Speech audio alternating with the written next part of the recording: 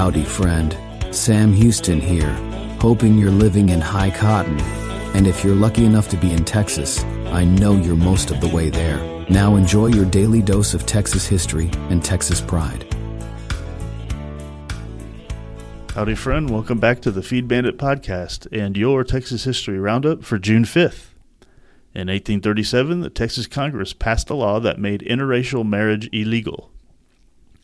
Also, in 1837, the Texas Congress incorporated the town of Houston, whose origins lay in Augustus and John Allen's advertisement in the Telegraph and Texas Register on August 30th, 1836, for the town of Houston. Further in 1837, the University of San Augustine was chartered under the Presbyterian Church administration. At one point, it had 150 enrollees, but by 1845, enrollment had dropped to 50. Opposition had arisen among the Methodist population, so the school was reorganized to accept a range of religious backgrounds. But in 1847, it closed without awarding a single degree, a result of the opening of a rival college opposed by newspapers, theological intolerance, and the shooting of its president. Wow, that raises a lot of questions of what happened around that, that's for sure. Maybe worthy of further investigation. Let's see. In 1910, writer William S. Porter, or otherwise known as O. Henry, passed away in New York at age 48. Eesh. Yeah, that's 2 years from now for me. In 1950, the U.S. Supreme Court, in the case of Sweat v. Painter, found in favor of Heman M. Sweat, ruling that separate but equal policy in higher education, which had been in place for decades, was in fact not equal. The court ordered integration of the law school at UT Austin. Sweat had applied for admission to the law school in February 1946, but had been denied. On September 19th, he enrolled at UT Austin. In 1950, Patillo Higgins passed away in San Antonio.